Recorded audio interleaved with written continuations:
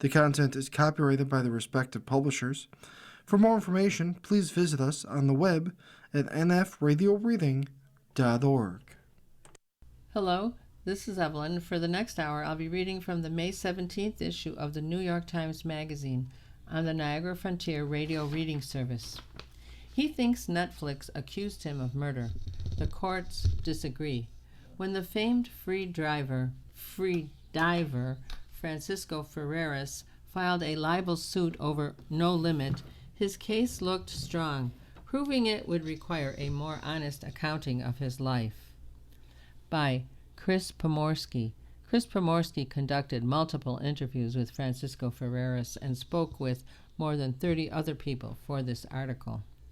The closing minutes of No Limit, a French Netflix drama released in 2022, depict an apparent murder by sabotage. The film's protagonists, Roxana Aubry and Pascal Gauthier, a couple, are stars in the niche sport of No Limit's free diving, in which competitors descend hundreds of feet into the ocean without an external oxygen supply, requiring them to hold their breath for minutes at a time. The No Limits diver travels on a weighted sled attached to a cable. Upon reaching a predetermined depth, the sled drops its weight and the diver uses a tank of compressed air to inflate a balloon that rockets them to the surface. Pascal is a No Limits legend. Though still a young man, he looks to be in his early 30s. He is a lion in winter. He suffers blackouts brought on by years of deep-sea diving. After he is told he can no longer compete, he comes to see the younger Roxana as an extension of himself. When another woman breaks his record, he presses her to claim the title. She agrees, but their relationship is turbulent, troubled by infidelity and professional jealousy. Roxana drowns during her record attempt when her balloon fails to inflate, and the film suggests Pascal is to blame. It was he, it seems, who emptied her air tank. No Limit was a modest streaming success, but it soon became a problem for Netflix. Before the action in the film begins, viewers are told that what they're about to see was inspired by real events. To many viewers, it had only one plausible true-life basis: the complicated marriage of the elite free divers Audrey Mestre and Francisco Ferreras, and Mestre's death in circumstances almost identical to those portrayed in No Limit. There is even a tribute at the end of the film, in memory of Audrey Mestre, 1974-2002. Immediately after, another title card states that any resemblance to reality is purely coincidental. In Ferreira's view, the overall effect was to falsely imply that he had murdered his wife. In 2023, he sued Netflix for defamation. We've entered an age in which docudrama is incredibly popular, Alexander Rufus Isaacs, Ferreira's lawyer, said. That's fine. Screenwriters are not making documentaries. They are entitled to take real characters and make them look like complete jerks, so long as they don't identify them. Rufus Isaacs was certain that for anyone familiar with his client, Ferreras would be instantly recognizable in the character of Pascal. Free diving isn't a natural draw for audiences, No Limits least of all. The events take place in open water, often far from shore. They last less than 5 minutes and proceed entirely out of view. Unlike traditional free diving, in which participants swim down and back, No Limits requires that divers mostly stay put. Styles vary, but in the approach that Ferreras prefers, the diver descends kneeling, legs bent around the crossbar of his T-shaped sled, with one hand above his head, holding on, and the other pinching his nose. The most important task on the way down is to equalize the pressure in the ears. Bass fishing arguably makes for a more thrilling spectator sport. Ferreras understood early that translating his esoteric skills into worldly success meant styling himself as a compelling character. By his own generous count, during the peak of his career, Ferreras set more than 20 free diving world records, and he treated virtually every dive as an occasion to burnish his legend. chatting up journalists and appearing on camera whenever possible. His stories could stretch credulity. In the first of his 3 published memoirs, for example, Ferreras claims that he once found himself swimming beside a Soviet submarine on patrol. The crew abducted him, he writes, and subjected him to medical tests, revealing superhuman biology that astonished their military doctor. He now says that someone else added this detail to his memoir before publication. In his hands, No Limits, which many traditional free divers viewed as strange, almost a circus act, became something else, a bold voyage to the edge of human potential. He was a sort of superhero, a mythical figure. Rudy Castanera, a free diving trainer who has known Ferreras for decades, told me, the undisputed master of the seas.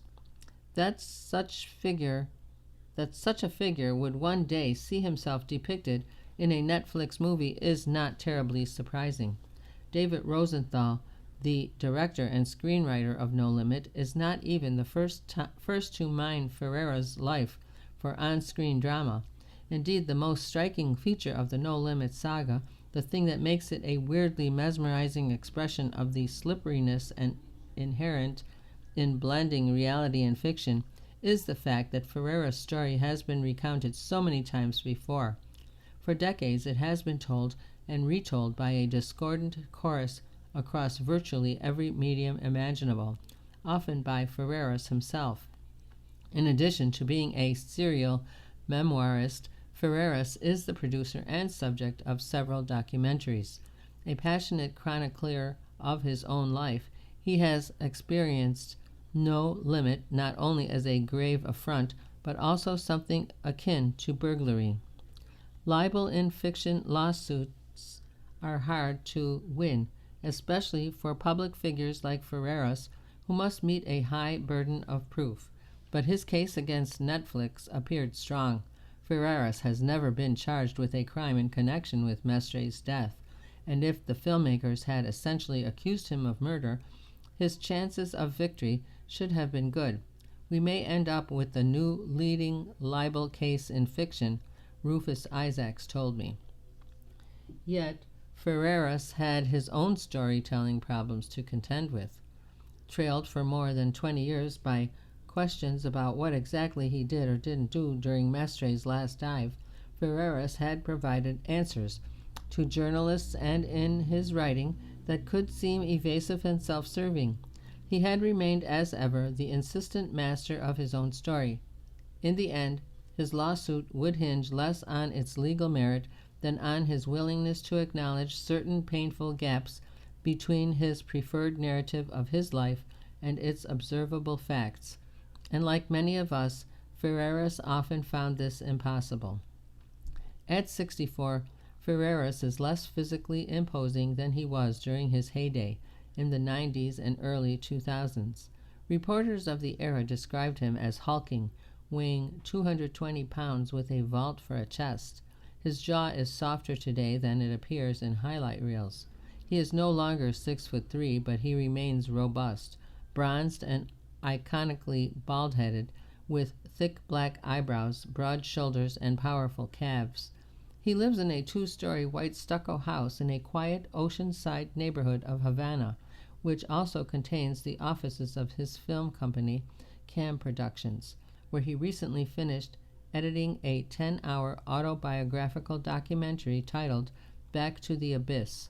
Its story begins in the city of Matanzas, 65 miles east of Havana, where Ferreras was born in 1962.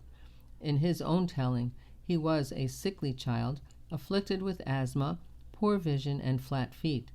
At 3 years old, he has written he could neither walk or talk, but in the ocean he felt preternaturally comfortable, able to stay afloat and even hold his breath underwater. By his teenage years, he was diving from the Malazone, Havana's famed seawall, to hunt grouper and snapper with a rudimentary harpoon. In 1987, as part of the opening for a state-owned resort, Ferreras persuaded the authorities to let him stage a free diving exhibition. According to one of his memoirs, he dove to 67 meters, a world record. The dive made international news, good publicity for the Castro regime, and Ferreras soon got permission to travel to Sicily, where in his first official no-limits dive he descended to 112 meters, another world record. Ferreras has written that he carried press clippings in his pockets in Cuba, showing off his foreign headlines to friends and strangers. As his stature grew, he nurtured a rivalry with Umberto Pellizzari, a diver from outside Milan, that became catnip for sports reporters. Pellizzari and I understood this only too well, Ferreras wrote. We wanted to milk it, too. After all, without the media, we were nothing. He signed sponsorship deals with the diving equipment giant Maris and with Sector watches. He dove deeper, breaking his own records. He became known, like Madonna, by a single name, Pipine. Ferreras says he was earning tens of thousands of dollars a year, a fortune by Cuban standards. He bought himself a large house in an upscale neighborhood of Havana and a second one for his mother. He was legitimately famous in his home country, but his brash, flashy style soon created friction with government officials. In November 1993, during a trip to the Bahamas, he got on a flight to Miami and defected to the U.S. As he made more dives in the United States, the Cayman Islands, Mexico, and elsewhere, Ferreras secured enviable media coverage from outlets like Outside, National Geographic, and ABC. A persona was coming into view. He liked to talk about his Santeria practice and outlined a theory of oceanic mysticism, proposing that humans had vestigial adaptations that might allow them to dive nearly as well as cetaceans. My philosophy is that inside every single human being lives an aquatic entity, Ferreras told me. If you know how to connect with him, you can become a true free diver. This bears a striking resemblance to the writing of Jacques Sméol, a French no-limits pioneer who explored similar ideas in his book Homo Delphinis, The Dolphin Within Man, published in the 1980s. Ferreras was frequently photographed in meditative poses, and he claimed to do yoga for 2 hours a day. You would see him standing on his head preparing for the dive. Pierce Hoover, an editor who collaborated with Ferreras on a Discovery Channel web series, said, after he'd filmed the yoga and whatnot, he'd go to the bar, but the image was effective, according to Nick Buckley, a dive photographer who spent years working with Ferreras. Everywhere we went, everybody wanted to talk to him. Everybody wanted to know his story, Buckley said. He knew how to entice reporters. When you listen to him, it just sucks you right in. No limits dives are complex. Each one involves multiple boats, vast quantities of equipment, and a team of a dozen or more people, all of whom must be housed and fed for the roughly 2 weeks required to set up a big dive. In the 1990s, costs could run north of $100,000. Ferreras learned to work every angle, lining up free or discounted accommodations and negotiating for photo fees. But according to people present at many of his dives, he was often loath to pay for safety divers and crew. The composition of his team tended to change from one dive to the next. There would be some guy on the beach who was suddenly a support diver, Kim McCoy, an oceanographer who often verified depth records for Ferreras and other top free divers, told me. People would show up and then disappear. Ferreras could be charming and generous, going out of his way to help those close to him, but many of his old friends also described him as given to sudden operatic bouts of screaming and profanity. You are listening to a reading of articles and features from the May 17th issue of the New York Times Magazine on the Niagara Frontier Radio Reading Service. His volatility contributed to the turnover. Impatient with standards for safety and record certification enforced by free diving's main governing body, AIDA, the International Association for the Development of Apnea, as in holding your breath, Ferreras founded a competing group, the International Association of Free Divers, IAFD. He hired a friend, Carlos Serra, as president, but the IAFD had little independence, according to McCoy. Its procedures amounted to whatever Ferreras said they were. He's not only supreme, he is as close to God as you can come. Bill Stromberg, a Swedish freediver and former AIDA president who dove with Ferreras, explained, members of his crew knew to tread cautiously. He was the alpha male always, McCoy said. He was pretty much a chaotic despot. Soon after arriving in the U.S., Ferreras found an invaluable fan in Emilio Azcárraga Milmo, the scion of the media dynasty behind the Mexican TV giant Televisa. According to Ferreras, Azcárraga was fascinated with his story and gave him a contract for his first memoir, 90 Miles, A Magical Journey to Freedom. Azcárraga promised to have it adapted as a Hollywood film and flew Ferreras to Los Angeles to meet with Alfonso Arau, the director of Like Water for Chocolate. After hearing some promising yarns from Ferreras, Arau expressed interest in directing the movie, and Ferreras further persuaded Azcárraga to underwrite a 13-part documentary series, with himself as co-producer. But first, the mogul would arrange a no-limits world record attempt for him in Cabo San Lucas, Mexico, to take place in March 1996. It's at this juncture that Ferreras' biography begins to intersect in important ways with the narrative unspooled in No Limit. At the time of Ferreras' first meeting with Azcárraga, Audrey Mestre, like Roxana in the next Netflix film, was a college student. Like Roxana, she was slim and athletic with long brown hair and prominent cheekbones. Less generically, Mestre, like Roxana, was studying marine biology with a focus on the effects of deep dives on the human lungs. According to reporting, during his career, Ferreras was a true scientific marvel, with a lung capacity of 8.2 liters, more than 30% greater than average. His heart rate could slow for brief intervals to 8 beats per minute. During descents as deep as a skyscraper is tall, he endured pressure that shrunk his lungs to the size of softballs. Mestre had selected Ferreras as the subject of her undergraduate thesis. Like Roxana before she meets Pascal, the free diving legend with whom she will embark on a doomed affair, Mestre was a seasoned diver but didn't yet have any no-limits experience. Growing up in a suburb of Paris, she spent summers with her grandfather in the south of France. At 14, after moving with her parents to Mexico City, Mestre contracted typhoid fever. Her recovery left her confined to a plastic brace and plunged her into a period of depression. The sea became a salvation, the only place Mestre felt free. I need it. It gives me strength and courage, she wrote in a journal entry, which was later published in a friend's memoir. It relaxes me and soothes my rage. Ferreras soon occupied an outsized place in Mestre's mind.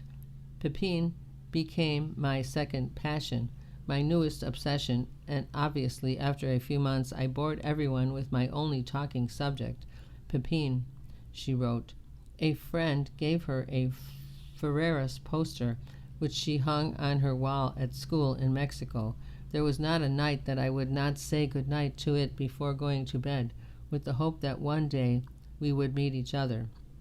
When Mestre learned of Ferreras' record attempt in Cabo San Lucas, she boarded a bus to make the 150-mile journey. Upon arriving, Mestre learned that Ferreras was teaching a class on site.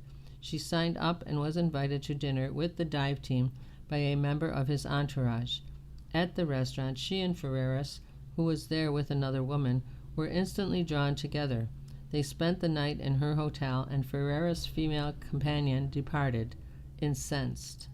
Much of this, the dinner invitation, the irresistible attraction, the angry lover, happens in more or less the same way in No Limit. And as with Roxana and Pascal, Mestre and Ferreras became inseparable. Mestre joined his team as a safety diver. Like Roxana in the film, she dropped out of college to be with her new partner, flying back to Miami with Ferreras after his Cabo dive. In 1997, with a no-limits plunge to 80 meters, Mestre too became a competitive free diver. She went on to set several world records, and she and Ferreras bought a house on Treasure Island, Florida, between Miami Beach and the mainland in Biscayne Bay. They married in 1999. Ferreras and Mestre spent years traveling the world. They made a winning study in contrasts, French and Cuban, lithe and bulky, serene and hot-tempered.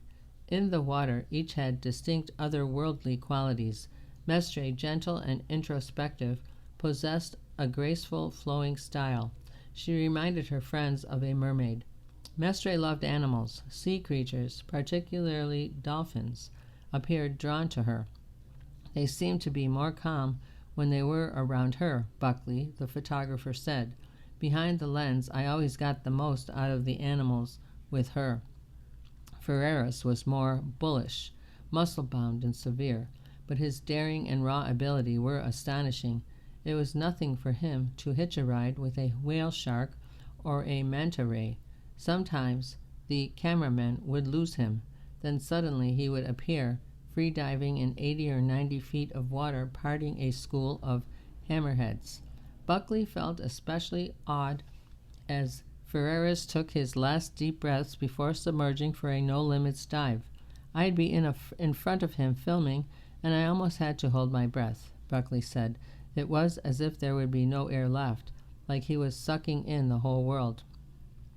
Mestre's final dive took place in the Dominican Republic, rather than in France, where Roxana meets her end. But according to Ferreras' most recent memoir, it was set in motion in almost precisely the same way. In August 2002, Tanya Streeter, a Cayman-born diver in her 20s, set a new overall no-limits world record with a 160-meter dive near Turks and Caicos. Like the woman who breaks Pascal's record on the Netflix film, Streeter was blonde and beautiful, an instant star. And like Pascal, Ferreras was at a low point, experiencing frequent blackouts. Hearing of Streeter's record, he was vexed, determined to somehow reclaim the title, but he had recently had a CT scan that showed brain damage from oxygen deprivation and rapid pressure changes, and he consented to take a break. I decided to funnel my energies into Audrey's career, he wrote. I began to live and dive through my amazing wife. Mestre had little interest in records. Free diving for her was a means of intimacy with the sea and with her husband. I thought if I could enter his underwater world, I could be closer to him, she once wrote. Ferreras has acknowledged pushing her to dethrone Streeter, writing, "It was blind ambition on my part and blind devotion on hers." On October 12, 2002, Mestre descended to a depth of 171 meters. Like Roxana, she found that the air tank meant to fuel her ascent was almost empty. Mestre passed out as she struggled to reach the surface and never regained consciousness.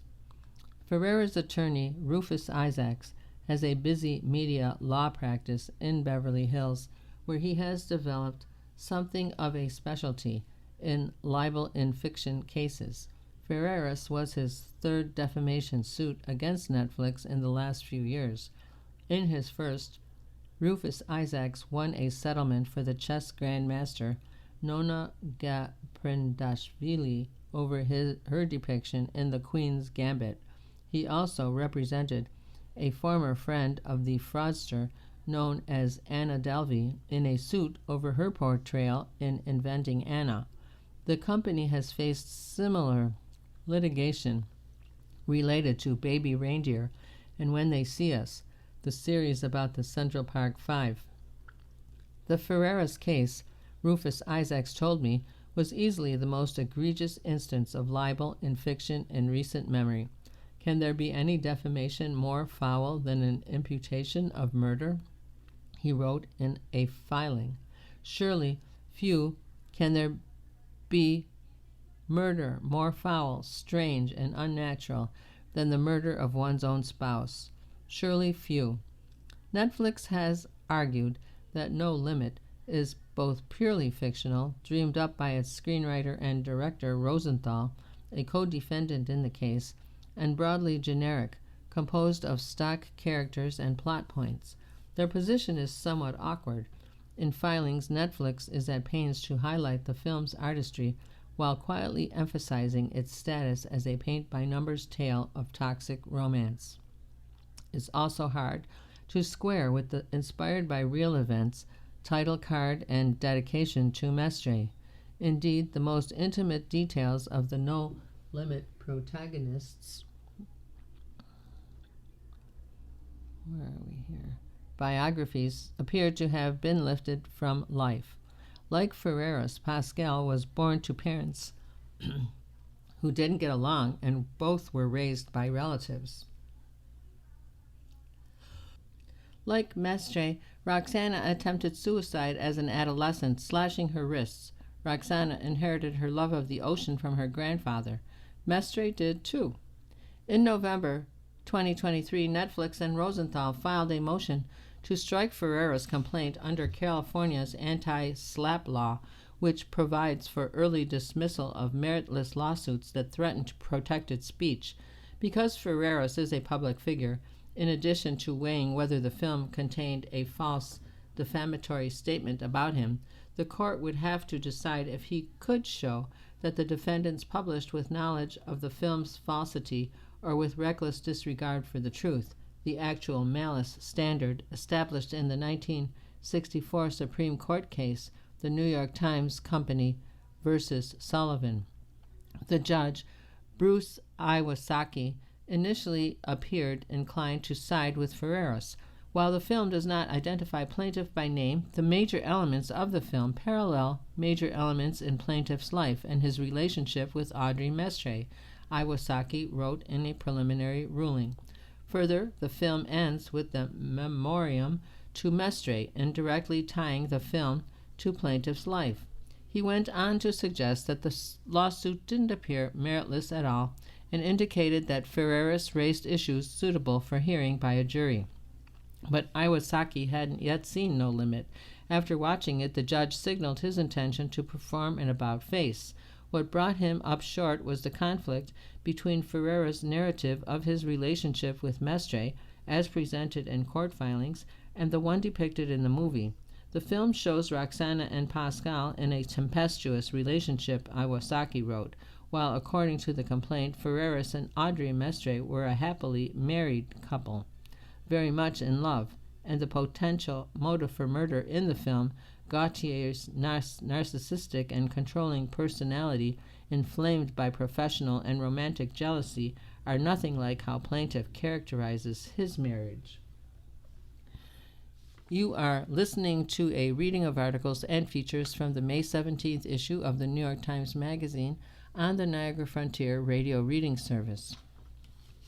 In April 2024, Iwasaki threw out the suit. Pascal and Ferreras were too dissimilar for a reasonable viewer to confuse the two, and if the film didn't identify Ferreras, then a defamation claim was meaningless. Rufus Isaacs was flabbergasted by the decision and quickly filed an appeal. How could a few cosmetic changes, he later asked, erase the deeper similarities between the two stories? It wasn't hard to see his point. Many reasonable viewers had understood that Pascal was Ferreras.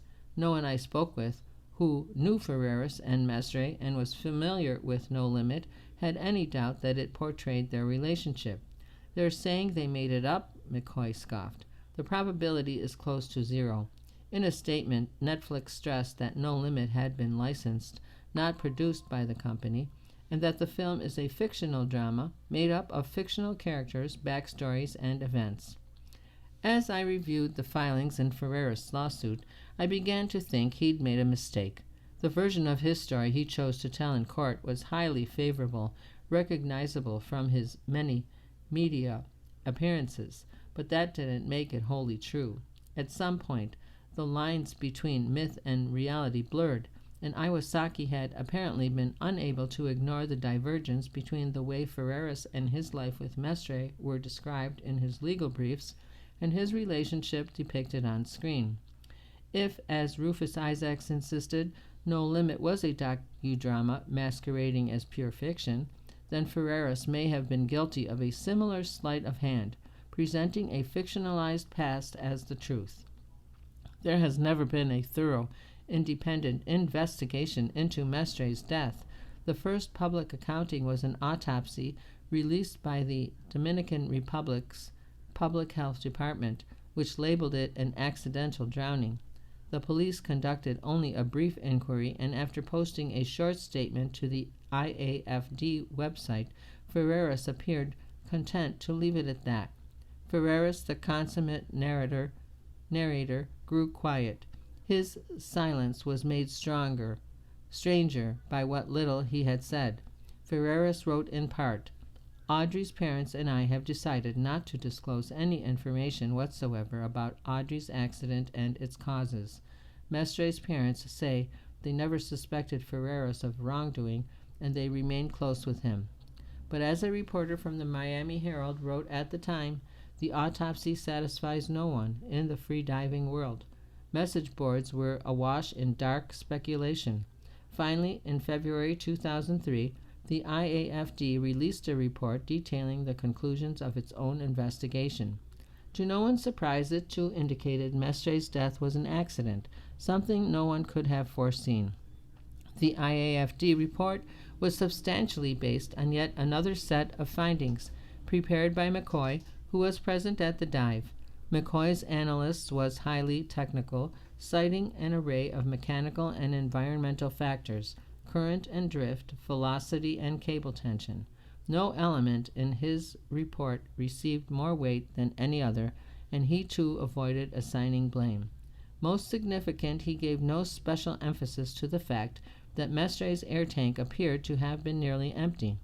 I did that intentionally, McCoy told me, given that Ferreras was in charge of virtually every aspect of the dive, including the air tank. McCoy worried that Ferreras could be made legally liable for Mestre's death.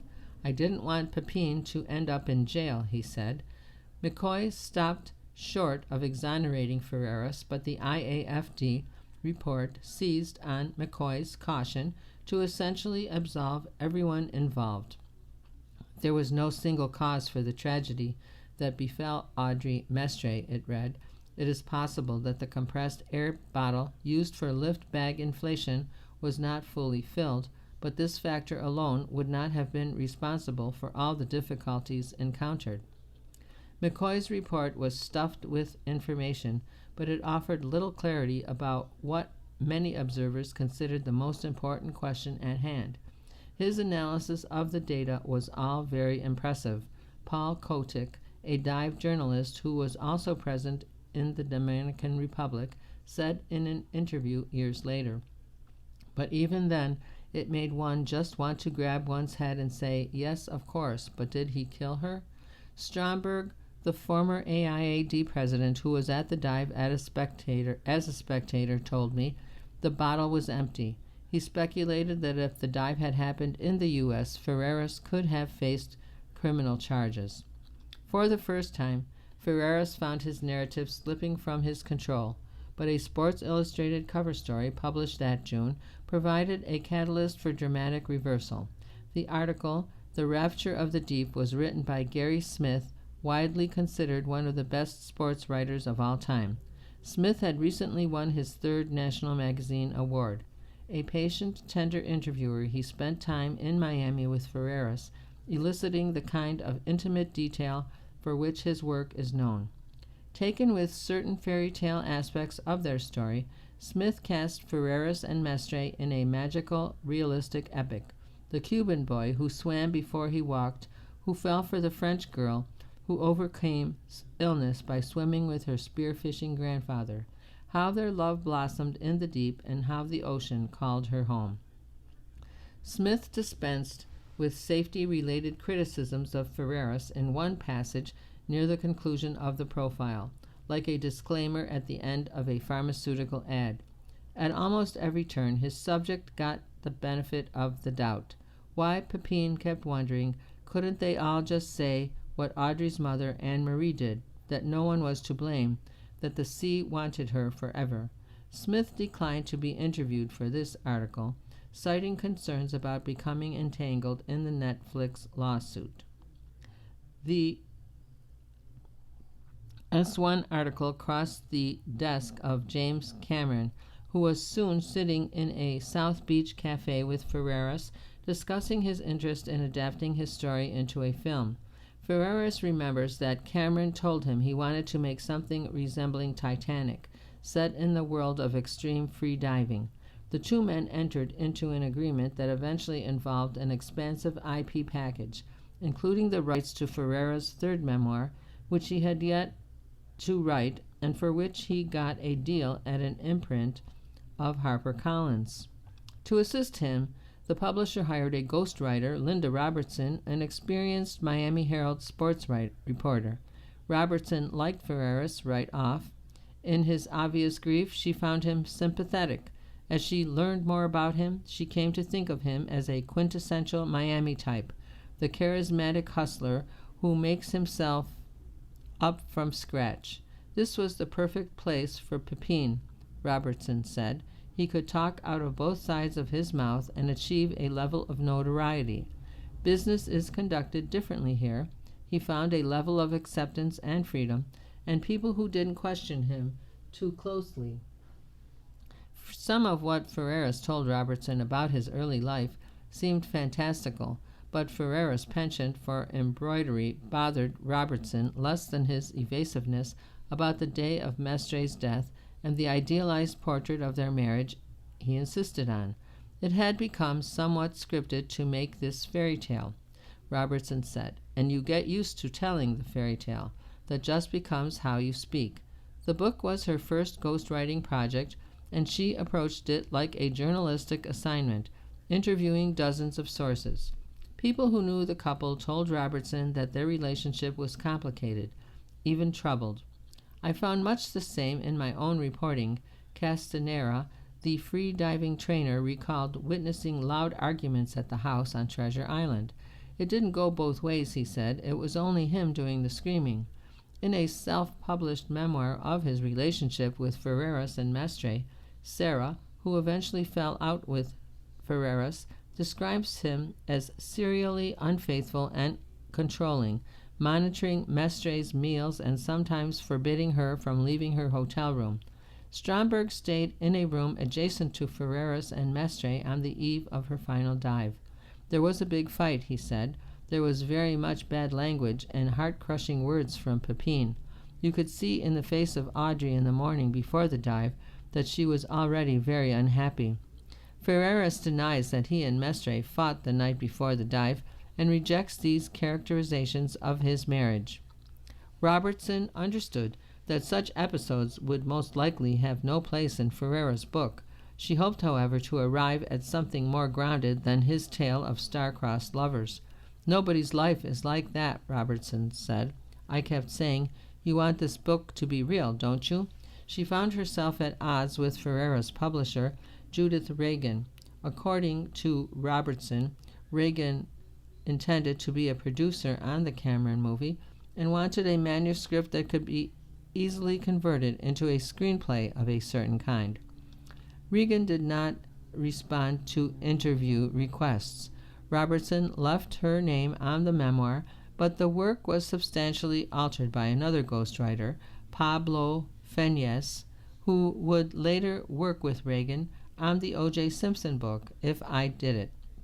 Smith's Sports Illustrated story had an unpredictable life of its own. In addition to the dive and the Cameron Project, it led to another film, an entry in ESPN's 9 for 9 documentary series celebrating women in sports. Ferreras refused to participate. The film, which aired in 2013, was directed by Allison Elwood, who zeroed in on a major failing, really a series of failings that went unidentified in the IAFD report. During her record dive off Turks and Caicos, Tanya Streeter was supported by 16 divers operating at different depths. Each was in sight of at least one of the others and equipped with a backup air tank and lift bag, which could be attached to Streeter and inflated in the event of an emergency.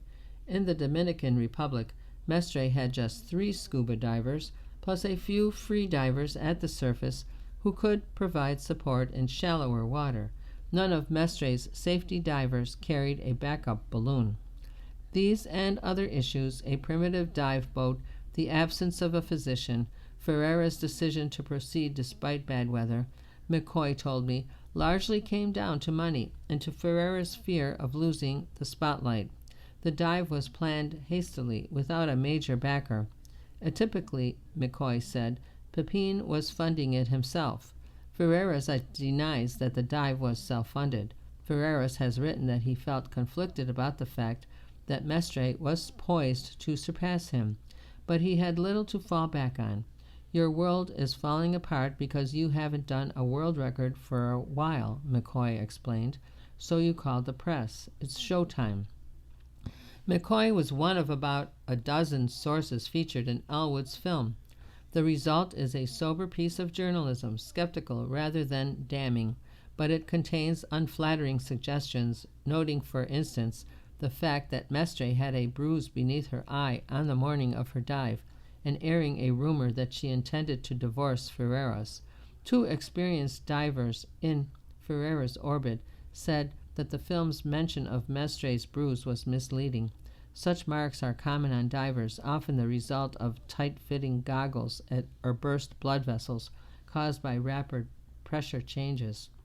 Perhaps most damaging, the documentary gives weight to a theory advanced in Sarah's book, The Last Attempt, 2006, that Ferreras deliberately left Mestre's tank unfilled so that he could augment his mythology by coming heroically to her rescue.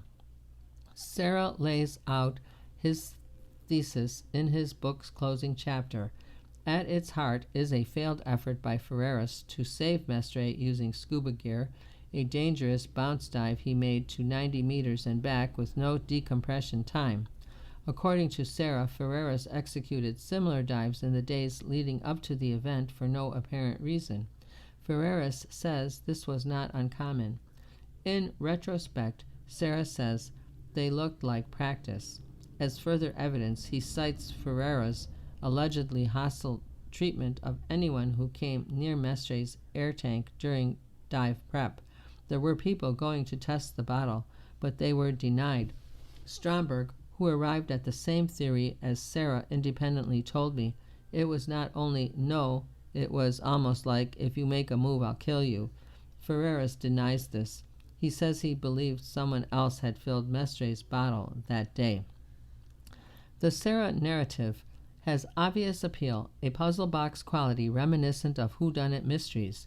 In the face of a baffling tragedy, it provides a coherent, meaning-making assembly of otherwise ambiguous and troubling facts. For its author, it may offer a palliative against guilt.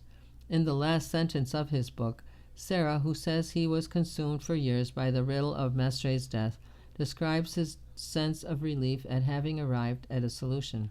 I've made a promise, he writes, to find out what happened to Audrey no matter what, and now it's fulfilled. Sarah did not respond to multiple requests for comment. Sarah's theory, while hard to disprove, may be too psychologically and mechanically complex to be plausible. A simpler, more persuasive explanation is that, by Ferreras standards, the chaos of Mestre's dive wasn't unusual.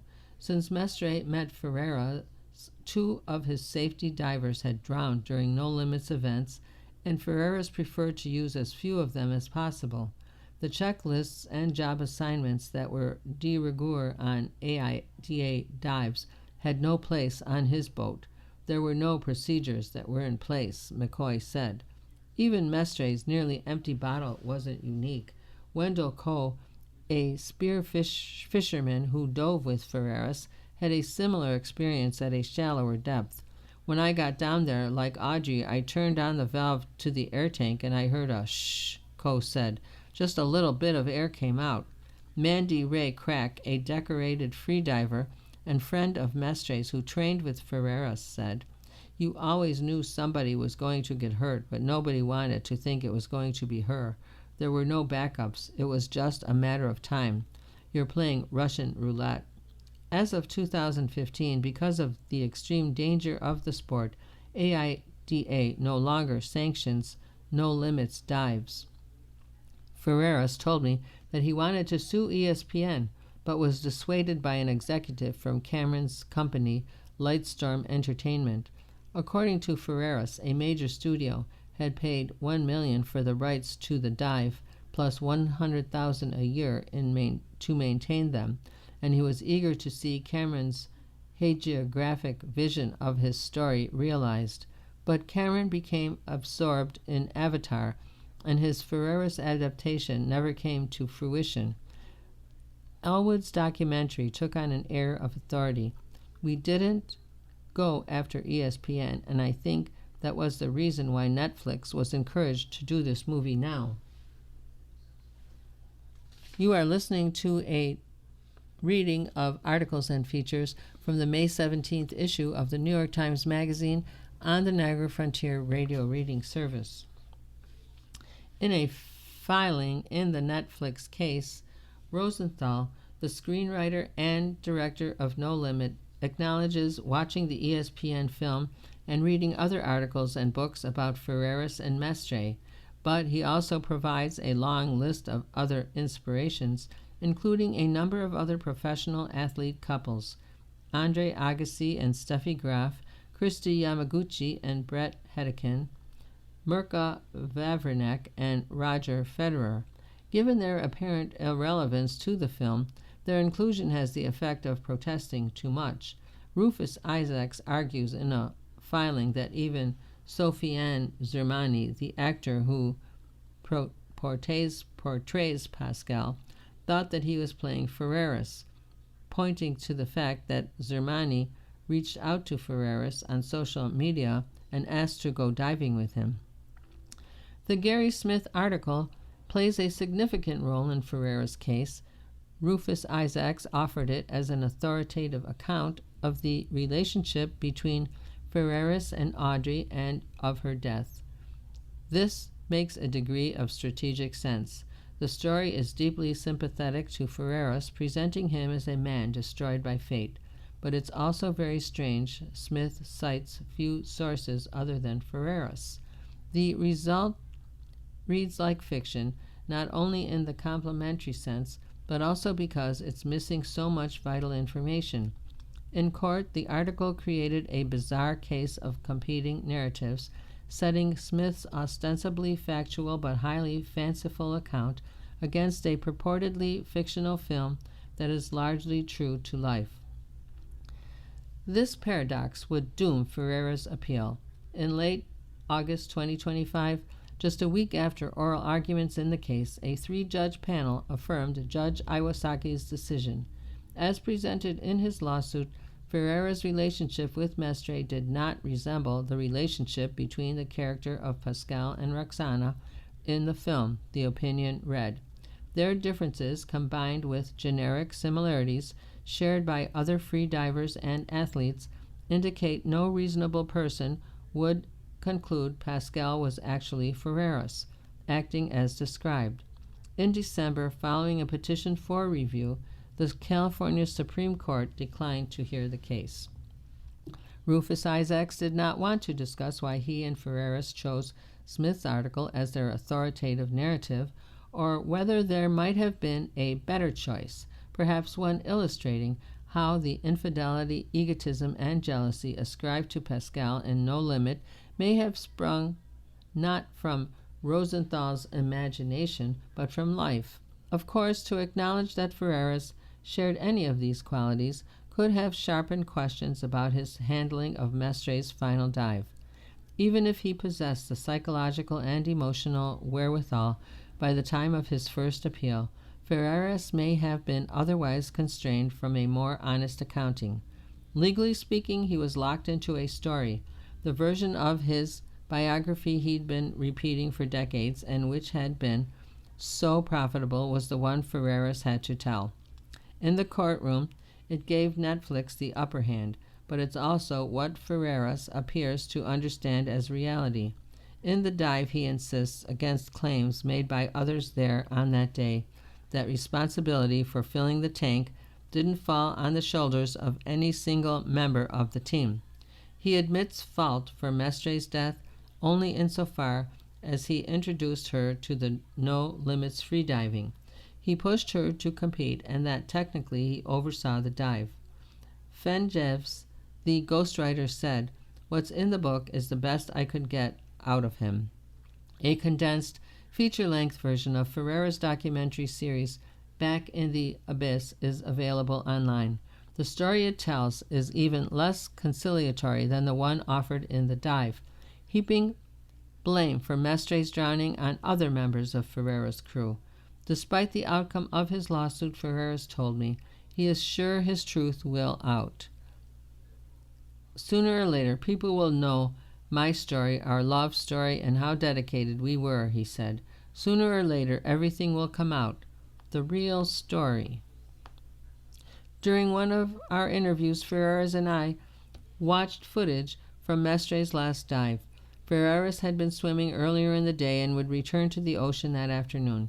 He was preparing for what was to be his final no-limits attempt, planned for some time in 2026 in Cabo San Lucas, where his story with Mestre began. "I did what I intended to do many years ago," he said later. "It was a dream. After this, I have nothing left to prove." Of course, that wasn't quite true, but the proof or insight Ferreras needed most seemed destined to elude him. Like a kind of cursed monomaniacal Scheherazade, he would tell and tell again the same story forever. If only he could get the details exactly right, surely everyone would see that he had done nothing wrong, that he was blameless. Ferreras paused the video about 2 minutes into the dive, just after Mestre makes her terrible discovery. He pointed to the screen. 2 helpless people in wetsuits, a moment of panic, bubbles rising through dark water. He wanted me to understand that his wife's deepest safety diver had been slightly out of position.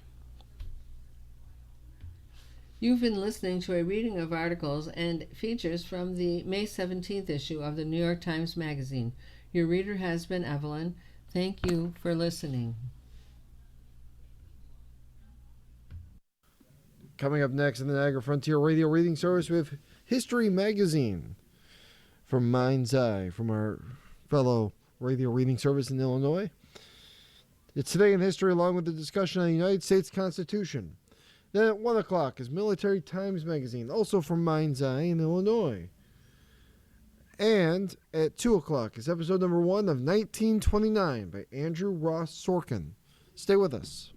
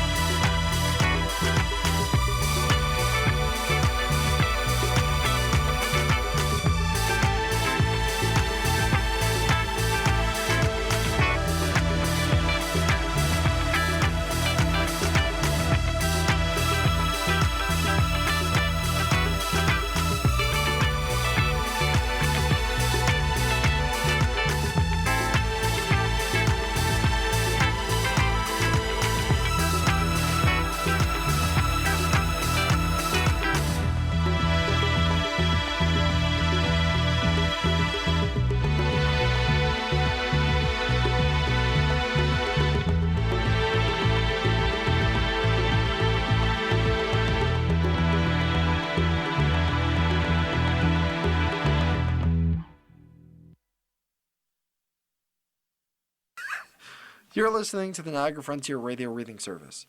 We broadcast daily readings of printed matter to those who are blind or have a print disability throughout Buffalo, Western New York, and Southern Ontario's Niagara Peninsula. Almost 40 years and more than 300,000 hours of radio readings to those without sight. Our broadcast signal is provided at no charge by WNET. Niagara Frontier Radio Reading Service broadcast studios are at 1199 Harlem Road in Cheektowaga. Please let others know about your Niagara Frontier Radio Reading Service. For more information, call us at 716-821-5555.